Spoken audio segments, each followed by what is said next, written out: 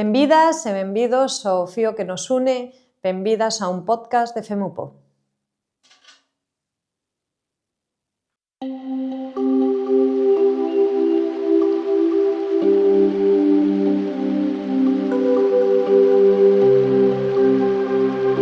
Benvidas e benvidos ao novo podcast de FEMUPO, o Fío que nos une. Hoxe inauguramos este podcast con unha persoa moi especial para esta federación, para min personalmente, para todas nós, que é Noelia Míguez. Noelia, benvida. Gracias. Como o propio nome di, o Fío que nos une. Este podcast nace coa convicción de unir a mulleres, de anudar a mulleres ese fío, mulleres que pasan polo camiño da federación, como pasaches ti e como pasas, como os pasas ti, non pasaches, estás presente como pasas ti, e que ademais outras mulleres se poidan tamén enganchar, ben sexa por esas historias que vamos a contar aquí e que se sintan reflexadas ou que sintan a necesidade de precisar de nós, desta federación. Empezamos contigo, Noelia. Para a xente que non te coñece, Noelia non naceu querendo ser vítima de violencia de xénero, alguén decidiu que tiña que ser vítima de violencia de xénero. Por sorte, podemos decir con moita sorte, Noelia hoxe está aquí e é unha supervivinte. Non todas as mulleres teñen a mesma sorte realmente que tiveches ti, pero ela si o pode contar e para nós é moi importante que saibades este tipo de vivencia que tivo Noelia para que tamén sexades capaces de reaccionar en caso de que vos pase o que lle pasou a ela. Noelia, contanos como foi este camiño, este anaco de vida que tiveches que pasar por culpa deste asasino. Bueno, primeiro, moitas gracias por invitarme, por contar comigo como primeira persona para inaugurar este podcast e gracias a vos por existir, porque sodes tremendamente necesarias. Como ben explicaches, eu non decidín ser vítima de violencia de género. Unha cousa importante que hai que recalcar é que eu son unha persona moi independente, con moi mala leche, con meu carácter, e incluso sendo así, esta persona fixo que eu acabara debaixo del. Que normalmente o que se di que as mulleres maltratadas son mulleres que non teñen capacidade para resolver problemas ou para defenderse ou o que sea, é mentira. Calquer muller pode acabar sendo vítima de violencia de género. Empecé con este chico, que ao principio parecía ser un chico normal, como bon maltratador ao principio engañou, e pouco a pouco foi subindo os escalones hasta destrozarme viva. O que se di tamén moi importante, dice que o maltrato é un puñetazo, un ollo morado, e sí, consta deso, pero, sobre todo, o máis importante, o que opino eu, é que o maltrato máis fastidiado é o psicológico. Eu cureime durante 2 meses, tardei 2 meses en curarme físicamente, pero 2 anos psicológicamente. Este chico, me quería tanto que me quixo matar. Entón, o último capítulo, despois de tantos capítulos de maltrato, intentou acabar ca miña vida. Salveime e agora estou aquí para poder contalo e poder axudar dentro do que cabe a todas as mulleres que poden estar nunha situación parecida á miña.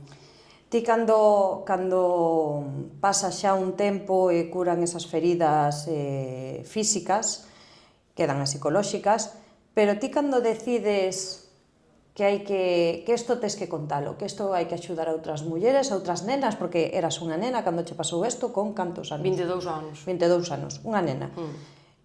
Pensamos que con 20 nos comemos o mundo, pero non, o mundo nos sigue comendo ainda con 40.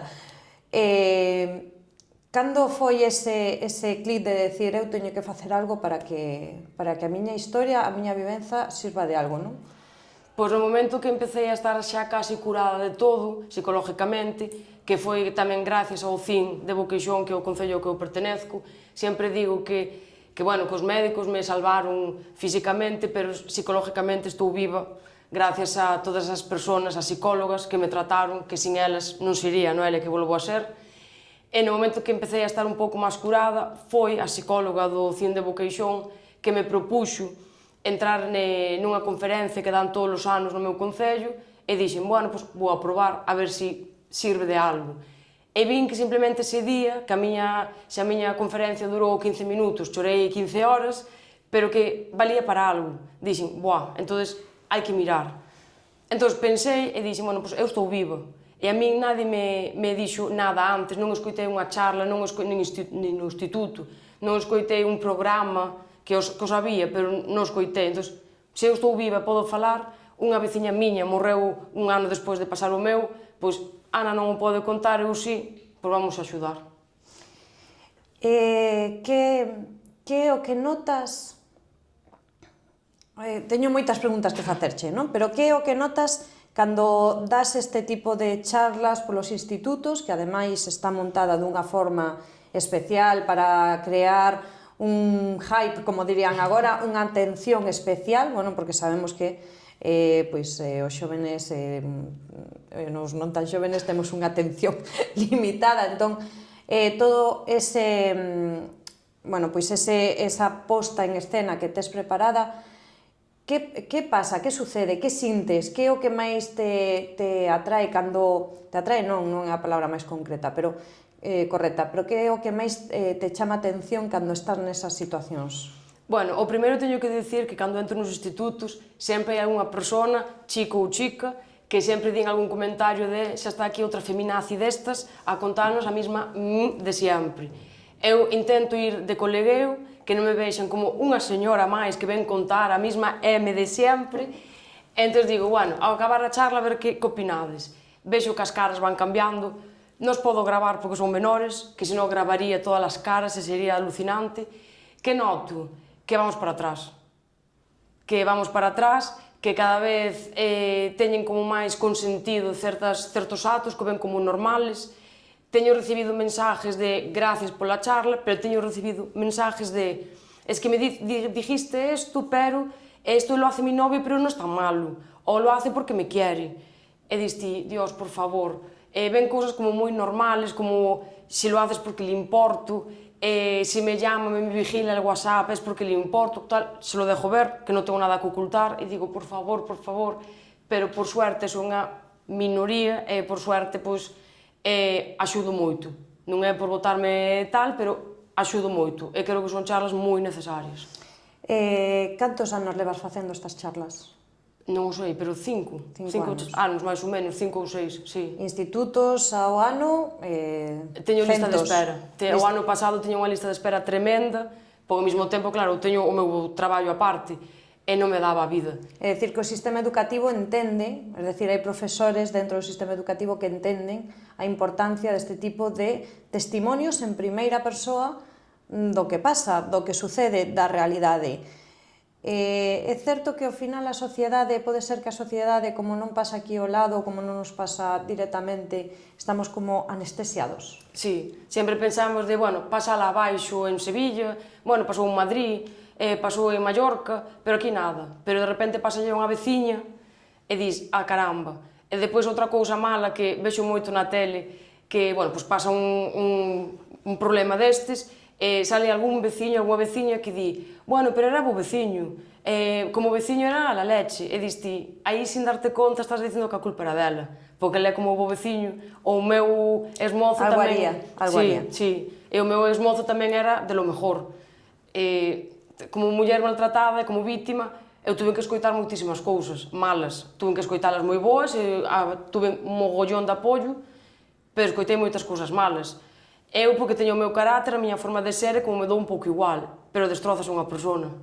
Que dir, ainda por encima que intentan acabar contigo, pois a xente que non sabe nada, ainda dá máis caña ese... Vale. Noelia, unha vítima de violencia de xénero, e ti o sabes en primeira persoa, pasa por moitísimos estamentos.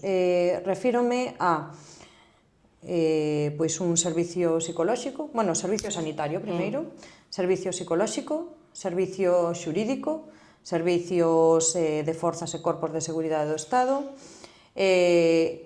servicios incluso de facenda, porque a min gustaríame que tamén reseñaras un pouquiño de todos estes servicios que eu acabo de nombrar, cal foi onde atopaches máis dificultades, máis problemas, máis fallos, porque o teu xuizo, Noelia, non saiu ben. Non. Bueno, pois eu acabei no hospital, estuve ingresada na UCI, e estando xa na UCI, cando xa estaba desperta, era consciente, entrou a policía, obviamente, pois, pediron permiso, entraron de boas formas, contacto, preguntándome pois, algo dese episodio. Eu contestei o justo e necesario, porque ao principio non quería dicir moita cousa, porque pensaba que a culpa era miña, e que ese día pois, a él simplemente se lle fora un pouco as mans, e que era causado por min, pero despois tuve que ver varias veces como a policía entraba na miña habitación do hospital, como a xente das outras habitacións preguntaban, que non se sabía se eu era víctima, se eu era unha ladrona ou se fixera eu algo malo. É verdad que despois entrou o psicólogo do Hospital de Santiago. É verdad que desde o principio moi ben, con moito tacto, e non me presionou para nada, pero despois, unha vez sales de aí, volve ao juzgado a declarar como número 5, número quinta vez para declarar, e despois vaite ao CIN sen eu saber nada, non sabía a existencia dos CINs. Primeiro fun ao CIN de Santiago sen saber que en Boqueixón existía un, depois, obviamente, fun po CIN de Boqueixón, aí non teño nada malo que dicir porque me trataron como unha princesa, pero despois volta outra vez a declarar, volta outra vez a chamar que chama a policía, preséntate no cuartel da Guardia Civil para declarar outra vez, preséntate na Policía Nacional para presentarte ao quinto policía, e despois un mogollón de trámites que non estás preparada, nin entendes nada. E despois, pois, vai pasando o tempo, tes un juicio que o meu tardou 2 anos nos que non sabes nada, non sabes... 2 anos? 2 anos. El estivo durante estes 2 anos en Teixeiro, sí, estuvo en Teixeiro. En cárcel normal? Sí, en cárcel normal en Teixeiro. Isto eu vou recalcalo porque Noelia despois nos contará onde acabou o susodicho. Despois de 2 anos celebrase o juicio. É verdad que o meu abogado dime que é mellor que eu declare a través dun biombo. Eu digo que non, eu non teño nada que ocultar. Teño medo moitísimo, pero quero que me vexa a cara. Declarei libre, pero claro, declarouse, uns testimonios. Eu non tuve que contar moito porque as pruebas tal. É verdad que no juicio dixéronme que na primeira declaración dixeron unha cousa que no juicio non dixen. Eu dixen, se o dixen aí é porque é verdad. Se o digo, se me recordas ahora, é verdad, pero non me acordou. Púxome un pouco nerviosa porque parece incluso que te queren como acusar a ti, eres a vítima, e ainda así, por suerte aí, da outra parte, hasta me defendeu, en plan, mira, xa está, hasta aquí, que é suficiente. Pero o juicio saleu que si ele era culpable, estaba acusado de intento de asesinato, pero despois xa era intento de homicidio e ao final cumpleu prisión, pero nun centro psiquiátrico. En que momento pasamos de unha persoa ata que sai o xuizo está en prisión provisional, non? Son máximo 2 anos, prisión provisional, nunha cárcel normal, sae o xuizo, pasamos xa coas probas encima e todo, e pasamos a unha declaración de unha psicopatía, unha enfermedade mental que ocasionou pois que ese episodio pois casi mortal. O sea, que crees que poido el tivo un bo abogado, boa abogada, vale? E a ti fallouche o mellor a defensa, non? Un pouco. É verdade que primeiro intentaron tirar polo tema das drogas, pois acaso ese momento pois el tiña efectos baixo as drogas, e despois tiraron por ese lado. Eu non estou de acordo porque entonces eu estuve con esa persona casi 3 anos, entonces doulle un brote psicótico durante 3 anos. Sí, todos os días, 24/7. Exacto. É verdade que este chico xa tiña antecedentes por violencia de género, eu non o sabía. Entereime unha das veces que fun a declarar, que me preguntaron por esa chica, dixen que sí que a conocía, pero que non sabía nada máis. Cando me enterei, obviamente, caeuseme o mundo ao suelo. E despois, din que é un brote psicótico, e non estou de acordo por todo eso, e a maiores, que lle falta o respeto a xente que de verdade sufre unha enfermedade psiquiátrica. Exacto, a min é unha falta de respeto tremenda. Coloulle, non estou de acordo, aí non funcionou ben o sistema, e hai que dicir que o médico do Imelga, que me veu a min as heridas e todo, dixo que todas as heridas eran para causar a morte polos sitios onde están. Non valeu de moito, tampouco me sirve que a miña vida valga 10 anos, porque foi a... Por que dis, eu sei, no, pero para que o saiban as persoas que nos escoitan, por que dis que a túa vida vale 10 anos? Porque foi a pena que lle caeu a el. 10 anos. 10 anos. Un centro psiquiátrico. Centro psiquiátrico. O sea, penitenciario psiquiátrico. Tamén eran 10 anos de como se di? De indemnización ou... De orden de alejamiento, sí. que eu pensaba que eran 10 anos desde que ele salía da cárcel. E non, eran 10 anos desde o minuto cero. A mí non me vale de nada que ese orden de alejamiento este en vigor cando ele está dentro. Claro. Sí, cando ele salía de permiso, que tuvo moitos permisos, sí, non se podía acercar a mí, nin a miña casa, nin ao meu lugar de traballo. Pero xa está, a min de que me vale. Tamén hai que dicir que o orden de alejamento é un papel, que se ele xa quere incumplir, non teño pulsera, non tuve nada. Unha vez un dos policías, que estuvo moi mal eso, díxome que a pulsera valía moitos cartos, eu enfadada, dixenlle canto vale a miña vida, e se valía 100.000 euros, pido un crédito. Quer dizer, a miña vida só teño unha, estuve a punto de perdela unha vez. E se estuvera morta, meus pais non me ven a recuperar 10 anos despois. Iba a seguir ali enterrada, e ele iba a salir tan campante. Entonces, eso é o que vale a vida aquí. 10 anos. É duro volver a escoitar, eu sei esta historia, pero cada vez que a escoito indígnome máis. E despois tamén hai algo que quero que nos contes, porque tamén é unha parte fundamental, é dicir, esa persoa é condeada a 10 anos nun centro penitenciario psiquiátrico e ademais a dar unha indemnización á víctima, neste caso ti. Que pasou con esa indemnización económica? Ti víchela? Eu tampouco. Que é o que menos me importa, se agora me din... Pero non lle saquemos importancia tamén que ten, porque entra dentro da condena, non? Que fixo el para escaquearse, vamos a decirlo así, desa indemnización económica? Declarouse insolvente e as poucas cousas que había ao seu nombre xa non estaban ao seu nombre. Entón, eu non podía sacar cartos de certos inmobles que el tiña, pois cambiou todo. Foi a unha persona lista, non sei se asesorado por quen, non o sei, pero non recibín nada. Claro, para que as persoas que nos escoitan o saiban, isto é un levantamento de bens, é dicir, é un fraude. E isto a Hacienda o persigue. Dentro de Facenda hai que decir que hai unha sección para vítimas de violencia de xénero, porque moitas veces os propios maltratadores obliganas a firmar créditos, ser propietarias de bares, inmobles e demais que despois eles os utilizan para o que sexa, non? Entón, con débedas e todo eso, recai fronte á vítima. Neste caso tamén foi parte este tipo de delito que ninguén perseguiu. Isto Facenda debería entrar de fato porque se ve perfectamente que de repente ti tes unhas propiedades, o teu nome, hai un xuizo, antes do xuizo deixas de telas e pasan a un familiar teu cercano, de libro. Pero ninguén soubo ver isto tamén para poder, ao final, ir sumando delito tras delito a esta persoa. Entón, por eso digo que ao final unha vítima, centros sanitarios, psicólogos despois, administración, cos seus recursos neste caso dos centros de información muller, xustiza, es decir, todo o que conleva, abogados, xuíz declarar, Imelga, vale, que ademais, non sei se non lo podes confirmar ti ou non, pero os informes do Imelga son potentes, moi potentes. Eu tiven a desgracia de ter que ver algúns diante, e a verdade é que son preguntas moi duras, son moi extensos, moi largos e son moi potentes. É dicir, por un lado pode ser malo porque outra revitimización da vítima, cansada, pero entendemos tamén que, por outro lado, canta máis información poidamos poñer encima da mesa, mellor, pero bueno, todo pode ser revisable.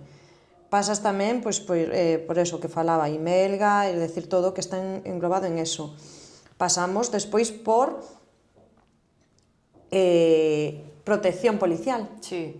Claro, é dicir, ter persoas constantemente, benditas persoas, constantemente, ánxeles custodios, pendentes de ti, pero que, ao final, a túa liberdade sigue coartada.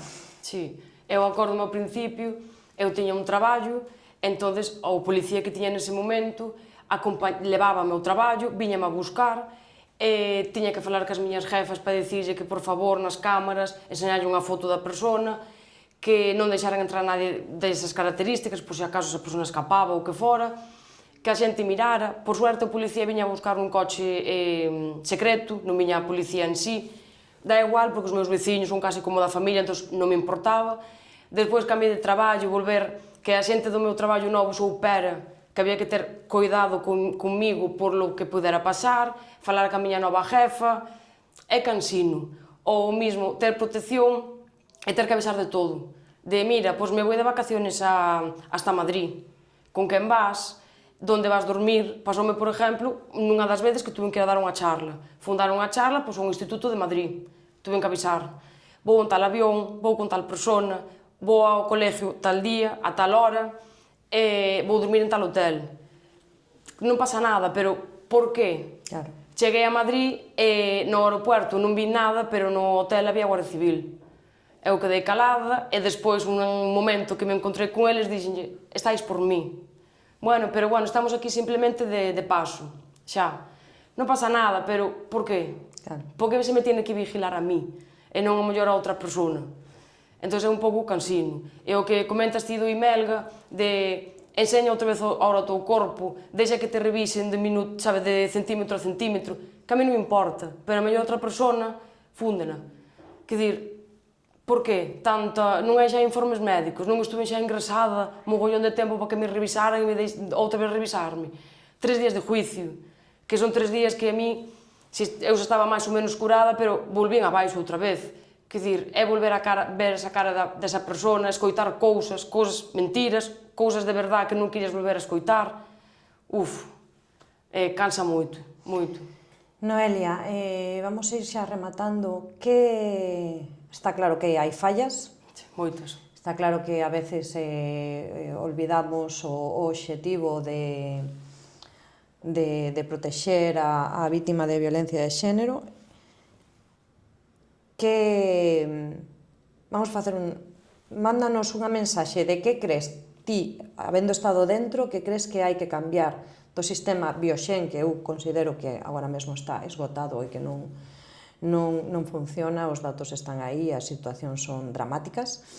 Que crees que hai que mellorar, cambiar e decir, bueno, pois igual temos a sorte de que alguén nos escoita e, bueno, pois quere levarse un tanto político e para nos señal se cambia todo. E despois tamén unha mensaxe pois a todas esas mulleres e homes tamén, e rapaces que nos escoitan, que ti tratas moi ben con elos, pois é unha mensaxe. Entón, bueno, o primeiro, que as mulleres que son maltratadas por desgracia, simplemente decirlle que valen moito, non lle vou dicir que pidan axuda, non, que valen moito, e que podes salir desto, que costa moito en moitos casos, pero que elas valen moito. O segundo, a toda a xente que está ao redor, que deixemos de buscar que foi o que fixo ela, ou ela tamén lle vale, ou comentarios feos que se escoitan moito, que deixemos de victimizar a esa persona, de culpar por todo, porque é horrible ver todo eso, e que axudemos. Que axudemos sin preguntar nada, axuda, xa está, porque a mellor mañán pasalle a teu fillo ou tua filla, o sea, axuda, sin máis. E despois ao sistema, que se centren en nós, en protegernos, pero que se centren en eles, en que non volvan a facer nada máis. Porque eu son a segunda vítima deste chico, pero a mellor é unha terceira. Ti crees na reincidencia? Non. Eu creo que unha persona pode cambiar un tempo, pero que é moi complicado. A ti antes deste episodio que tiveches na vida, tiñas outras ideas, tiñas outra forma de pensar e de estar na sociedade, e isto cambiouche? E non vexo a vida igual que o vía antes.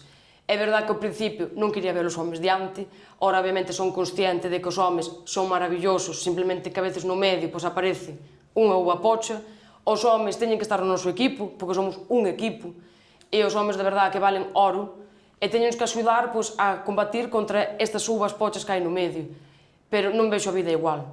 Quer dizer, unha persona que está a punto de morrer, o sea, non estuven a punto de morrer, estuveron a punto de matarme, non o ves igual para nada. Igual que non ves igual esas mulleres que mellor poden estar sufrindo algo e que non ves para nada igual todo isto. E a policía, a xente que está no sistema, que eviten frases como bueno, ahora ya estás bien, ou bueno, ella ya cumplió lo suyo. Non, porque a mí non me estás axudando dicindome eso. Entón, cumpleu o seu e a mí ya se me olvida todo.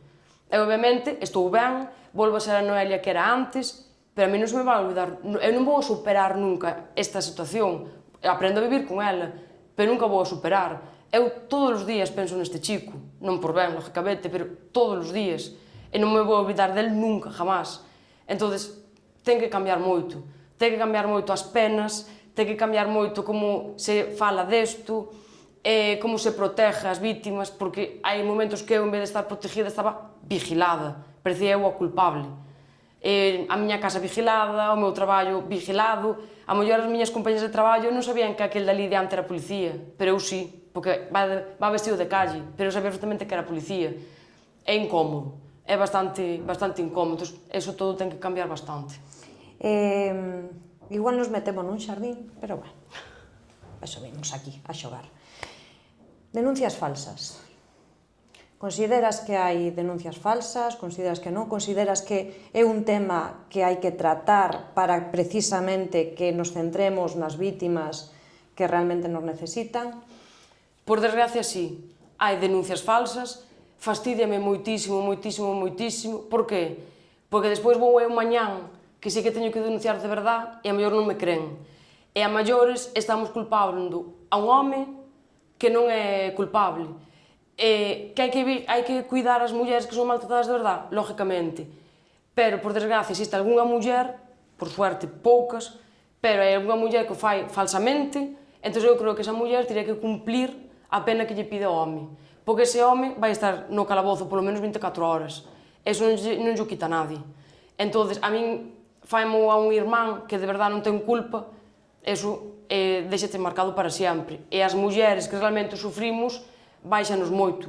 Entón, eso non pode ser. Quer dizer, se en algún momento descubrimos unha denuncia falsa, que esa persona, que esa muller neste caso, cumpla a condena que pedía. Este mensaxe que acabas de mandar é moi importante. Por que? Porque, bueno, os que estamos nesto sabemos que non todo é cristalino, non todo é llano e puro, non? Entón, é importante que se fale desto, que se fale con total normalidade, que ademais se combata e que se loite pois tamén para protexer pois este tipo de declaracións que ao final o único que fan é que as vítimas de verdade sempre sexan cuestionadas. Sí, exacto. Para pechar, unha mensaxe para todas esas nenas e nenos ou unha mensaxe túa persoal, aparte de que hai que ler o libro de Noelia, 8 señales de momento. Sí, de momento. 8 señales de Noelia Míguez e Patricia Calveiro. O podedes atopar nas librerías dos vosos barrios máis pretos, as vosas librerías de barrios en problema, onde Noelia redata máis extensamente toda esta historia da súa vida que non vai poder borrar, pero que acompañará sempre e que vamos a aproveitar que isto sirva para algo. Noelia, algunha mensaxe final para...